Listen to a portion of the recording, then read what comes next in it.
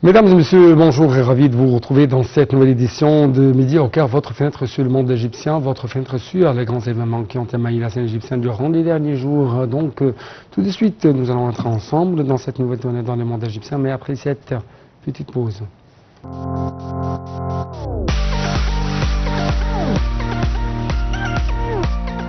Commençons donc cette nouvelle édition, cette nouvelle tournée dans le monde égyptien par cette nouvelle. Un nouveau gouvernement sous la présidence du Premier ministre Dr Moustapha Madbouli a prêté serment devant le président Abdel Fattah al-Sisi mercredi 3 juillet 2024 au palais de l'Etihadiyya au Caire, comprenant une large réforme qui a compris 22 changements. Khaled Abdel-Ghaffar, vice-premier ministre chargé des affaires de développement humain, Kamel El-Wazir, vice-premier ministre chargé des affaires industrielles, Abdelmajid Saqr, nommé ministre de la Défense, Badr Abdelati, nommé ministre des Affaires étrangères et l'immigration, Maya Moursi, nommé ministre de la Solidarité sociale, Ahmad Kouchouk, nommé ministre des Finances, Chérif Echerbini, nommé ministre du Logement, Chérif Farouk, nommé ministre de l'Approvisionnement, Oussama Al-Azhari, nommé ministre de Waqf ou bien religieux, Rani Al-Mashat, nommé ministre de la Coopération internationale et de la Planification de développement économique, Khaled Abdel-Ghaffar, nommé ministre de la Santé et de la Population, Adnan Fanjari, nommé ministre de la Justice, Hassan Al-Khatib, nommé ministre de l'Investissement et du Commerce extérieur, Samah El-Hifni, nommé ministre de l'Aviation civile, Mohamed El-Qusir, nommé ministre de l'Agriculture et Bonification des terres, Mahmoud Tawfiq, nommé ministre de l'Intérieur, Mahmoud Esmat, nommé ministre de l'électricité et de l'énergie renouvelable, Mohamed Salah Eddin, nommé ministre d'État, ministre pour la production militaire,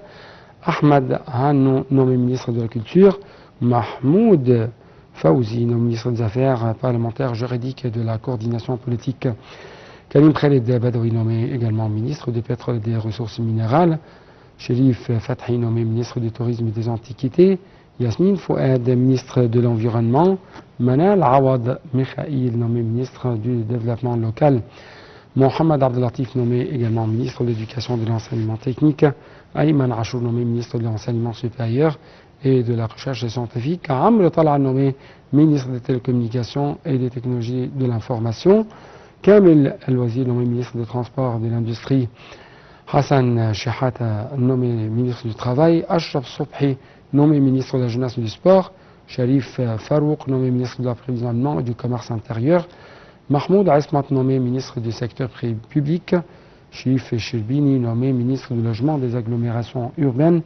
Hani Souilam, nommé ministre de l'Irrigation des ressources hydriques, Ala Farouk, nommé ministre de l'Agriculture et de Bonification des terres.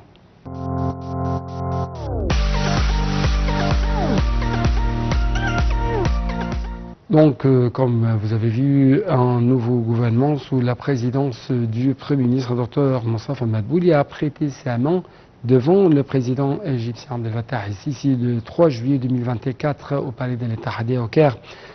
Cette nouvelle formation ministérielle constitue un renouvellement presque complet du gouvernement avec 22 changements. L'une des grandes nouveautés de ce nouveau cabinet est la nomination de deux vice-premiers ministres, à savoir Kamel El-Wazir, chargé des affaires industrielles, et Khaled Abdel-Ghaffar, chargé des affaires de développement humain. Le remaniement a également connu de nombreuses réformes au niveau du personnel, mais aussi au niveau des portefeuilles ministériels. Le grand changement comprennent entre autres la nomination de l'ambassadeur Badr Abdelati au ministère des Affaires étrangères qui fusionnera avec le ministère de l'immigration remplaçant Samah Choukri. Maya Moursi, présidente du Conseil national de la femme au ministère de la Solidarité sociale, remplaçant ainsi Nevin Al-Qabbaj. Aux finances, Ahmad Kouchouk est nommé à la place de Mohamed Naït. Chérif Echerbini, le président de la compagnie de la nouvelle capitale administrative, prend le ministère du Logement à la place de Hassim Al-Ghazar. Chérif Farouk remplace Ali Al-Masih à la tête du ministère de l'Approvisionnement. Enfin, Oussama El-Azhari remplace Mokhtar Gouma ou Mohamed Mokhtar Gouma en tant que ministre de Waqf. L'économiste et membre du conseil d'administration de la Banque centrale d'Égypte, Hassan El-Khatib, est nommé ministre de l'Investissement et du Commerce extérieur, tandis que le procureur général adjoint à Adnan Fanjari est nommé ministre de la Justice. Le président de l'autorité égyptienne de l'aviation civile, président de l'Académie des sciences de l'aviation, Samah Hafni plutôt, sera le nouveau ministre de l'aviation. Le conseiller Mahmoud Fawzi, qui a dirigé la campagne électorale du président Abdel Fattah el-Sisi aux dernières élections présidentielles, recueille, lui, le nouveau portefeuille des affaires parlementaires, juridiques et de la coordination politique. Au total, 22 portefeuilles ministériels ont changé de main et 23 nouveaux vice-ministres ont été nommés. Les grandes figures sortantes comprennent notamment Samah Choukri, qui a eu le mandat le plus long de l'histoire en tant que chef de la diplomatie égyptienne, mais aussi Mohamed Maït, ministre des Finances, Mohamed Shakir, ministre de l'électricité et de l'énergie renouvelable, Tariq El-Molla, ministre du pétrole et des ressources minérales, et Hala Saïd, la ministre de la planification et du développement économique. Au sein de ce gouvernement, 3 nouveaux ministres sont issus de fusion. Ainsi, l'immigration a été liée au ministère des Affaires étrangères, de la planification et du développement économique à la coopération internationale, et le commerce et l'industrie a été affilié au transport. Le nouveau gouvernement tiendra sa première réunion au siège du Conseil des ministres à la nouvelle capitale administrative mercredi. Il présentera son programme au Parlement le lundi 8 juillet.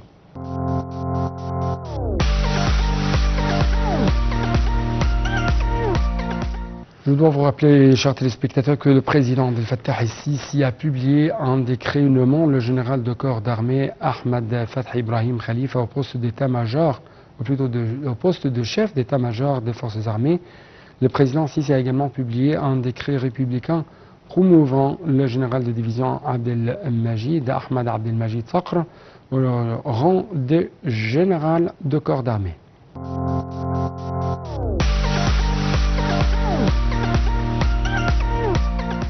D'autre part, le président Abdel Fattah el-Sisi a rencontré le Premier ministre Dr Moustapha Madbouli, les nouveaux membres du cabinet, les vice-ministres et les gouverneurs, après qu'ils aient prêté serment à la présidence de la République à Héliopolis. Au début de la réunion, le président a exprimé ses meilleurs vœux de succès au nouveau gouvernement dans l'exercice de ses fonctions, remerciant ainsi les membres du gouvernement précédent et les anciens gouverneurs pour leurs efforts sincères pour le soutien du processus de développement. Les explications tout de suite. Le président Abdel Fattah el-Sisi a rencontré le Premier ministre Moustapha Madbouli, les nouveaux membres du cabinet, les vice-ministres et les gouverneurs, après qu'ils aient prêté serment à la présidence de la République à Héliopolis. Au début de la réunion, le président a exprimé ses meilleurs vœux de succès au nouveau gouvernement dans l'exercice de ses fonctions, remerciant les membres du gouvernement précédent et des anciens gouverneurs pour leurs efforts sincères dans le soutien du processus de développement, ce qui a contribué à réaliser de nombreuses réalisations et à surmonter les défis au cours de la période écoulée, selon le porte-parole officiel de la présidence de la République. Le président a également souligné l'importance d'un développement global des politiques et des performances du gouvernement en fonction de l'ampleur des aspirations et des défis au cours de la prochaine phase, en insistant sur l'importance de tirer parti des expériences précédentes afin de consolider les cadres institutionnels et la gouvernance, ainsi que de parvenir à une coopération et une coordination maximale entre tous les ministères et les agences de l'État dans le cadre du souci de l'intérêt public, de l'intégrité, de la transparence et d'une communication efficace avec l'opinion publique. Le président a également souligné l'importance d'achever le processus de réforme économique à tous les niveaux, en donnant la priorité à l'allègement des souffrances des citoyens et à la réalisation d'une percée tangible dans les domaines des services, en particulier la santé et l'éducation, en soulignant la grande importance de la construction et du développement de l'industrie égyptienne en tant qu'objectif stratégique dans le processus de construction de l'État et en demandant au nouveau gouvernement d'œuvrer pour attirer et encourager les investissements internes et externes et favoriser la croissance du secteur privé dans le cadre de l'amélioration des performances financières et économiques globales de l'État afin de réaliser les aspirations du peuple égyptien en matière de développement et de progrès. Le porte-parole officiel a ajouté que le président avait ordonné de poursuivre et de renforcer les efforts visant à préserver la sécurité nationale de l'Égypte à la lumière des défis sans précédent sur les scènes régionales et internationales et de la nécessité de continuer à renforcer les capacités de l'État dans tous les secteurs En plus de préserver les progrès réalisés dans la lutte contre le terrorisme et la réalisation de la sécurité et de la stabilité, ainsi que de continuer à travailler à la consolidation des concepts de citoyenneté, de tolérance et de non-discrimination parmi tous les citoyens.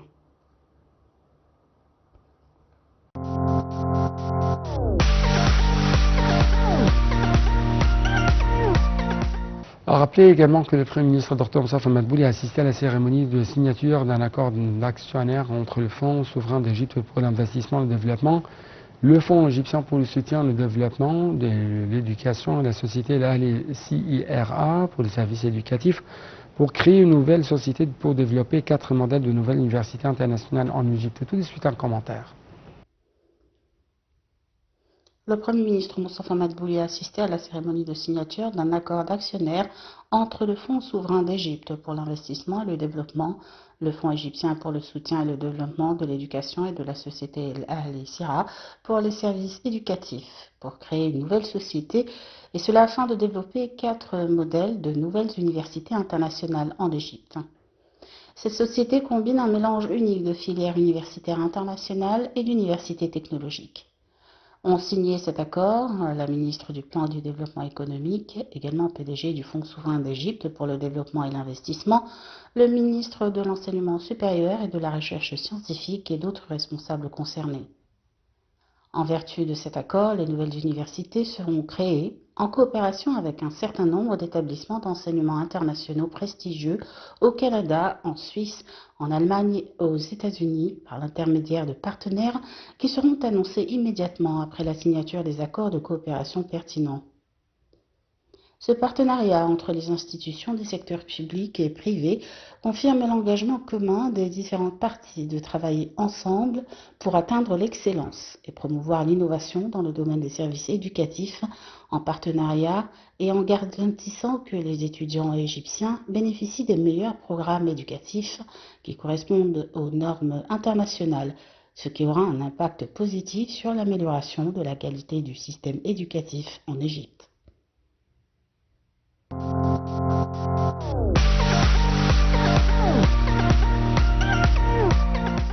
Le PDG de l'Autorité générale pour l'investissement les zones franches, Gafi Hossam Mahib, a déclaré que la conférence Égypte-Europe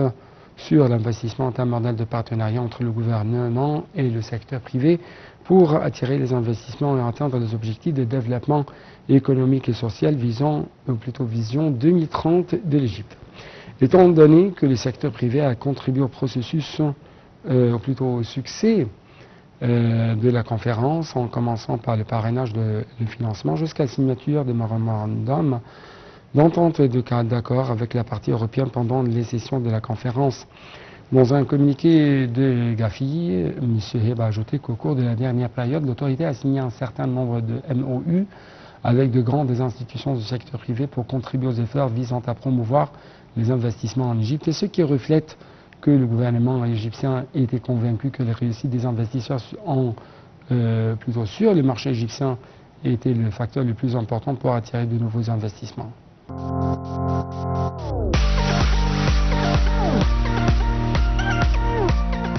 Le Centre d'information de soutien à la prise de décision IDSC du Conseil des ministres a publié le 7e numéro de son périodique Perspectives industrielles. La revue comporte nombre d'articles d'opinion et de recherche sur le recyclage industriel en se focalisant sur les mécanismes censés renforcer la transition à cette démarche. Le périodique évoque également des expériences relatives à ce sujet, notamment celles de l'Inde, de l'Allemagne, de la Chine, des États-Unis et de la Finlande, et analyse les principaux articles publiés dans les journaux et dans les revues étrangères à ce propos.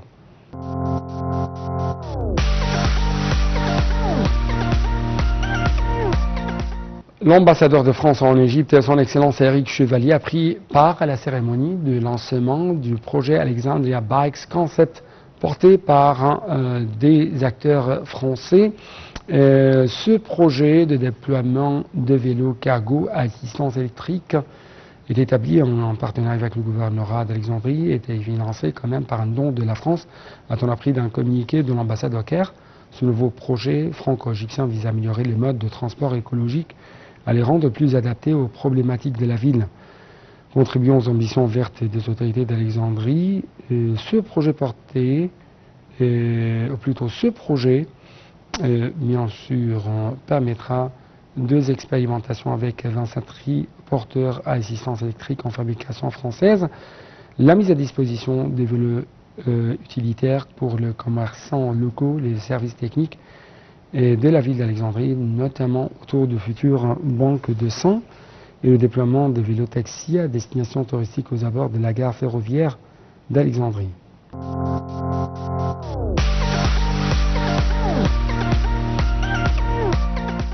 Donc avec cette dernière nouvelle, nous devons clôturer cette édition. Merci beaucoup et à la prochaine.